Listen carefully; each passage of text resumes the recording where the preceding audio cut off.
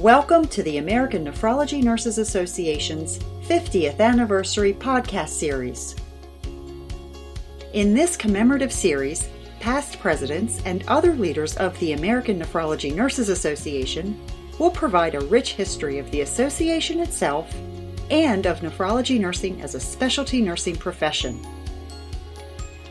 The American Nephrology Nurses Association's 50th Anniversary Podcast Series is brought to you by the Nephrology Nursing Journal, the official journal of the American Nephrology Nurses Association.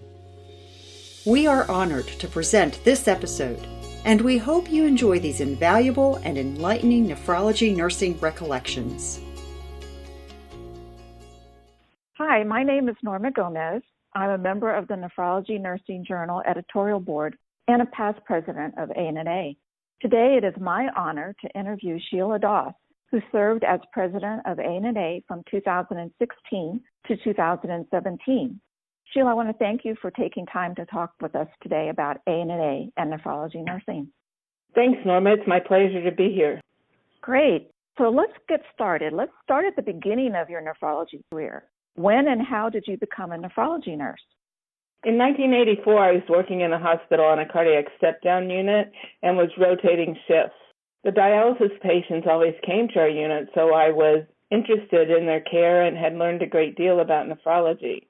I was looking for a new job without rotating shifts, and one of the nephrologists told me about a job with DCI doing acutes at the University of Missouri. So I applied and accepted the position. Oh, so you started as an acute nurse? Yes, I did, and then I moved into chronic. Great.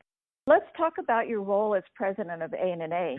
Can you tell us a little bit about what was happening with nephrology nursing and ANNA during your presidency? Nephrology nursing had advanced a lot since 1984. Nurses had become the lead caregivers for the dialysis patients in the dialysis centers, assuming a lot of what, when I started, was actually the nephrologist's role. Nurses were being asked to do more and more with the same staffing numbers, and the role of the nurse had really become more of a taskmaster than a direct patient caregiver. ANNA during my tenure strived to advance the role of the nurse and looked more at what we could do to try and help the nurses get back to giving more direct patient care. We also continually worked to be the primary educational provider for nephrology nurses.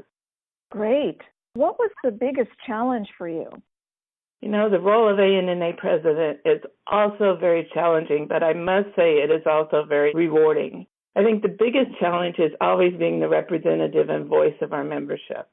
The most recent thing that I can think of that happened were the new conditions of coverage were being developed, and we were able to compile comments and submit them on the behalf of our members. This is always challenging. We were able to involve a number of our members and get their opinions on what needed to be our responses to these conditions of coverage. We also worked very hard during my tenure to build and encourage relationships with the large dialysis organizations for the benefit of our members. It's important to try and get those organizations to support their nurses in joining ANNA and attending our seminars and meetings and using that to develop their professional relationship with the organization. That's great. That sounds like a lot of hard work. I'm sure you were also involved with other organizations, the LDOs, and smaller organizations. I think that you were working with them also. Yes, we were. It's not as involved when you work with the smaller organizations, but sometimes it can also be very challenging. What was the biggest advancement for nephrology or nephrology nursing or ANNA during your presidency? That's a really hard question when I was thinking about it. But the things I can think of that happened during that time were there was always new drugs being developed. Parsabiv is one example. And there were advancements in home dialysis equipment. Also, that was the time when they started working on the artificial kidney, and that was becoming more in the forefront of being presented to the community and people becoming more aware that it was being developed.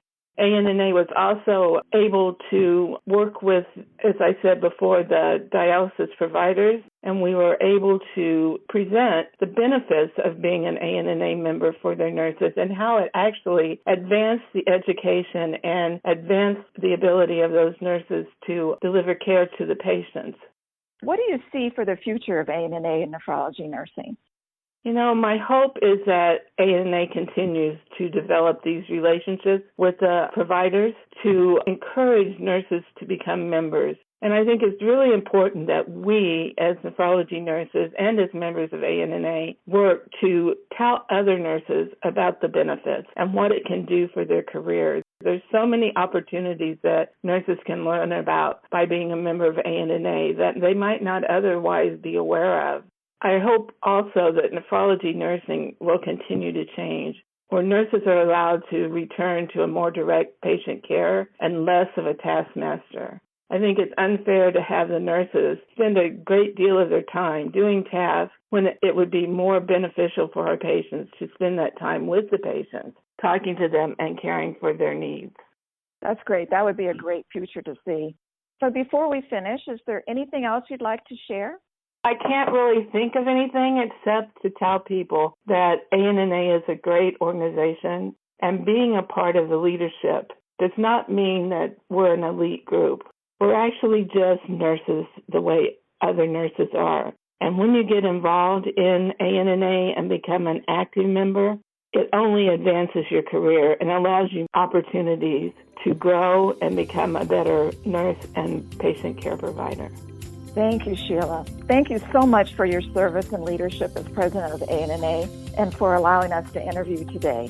Thanks, Norma.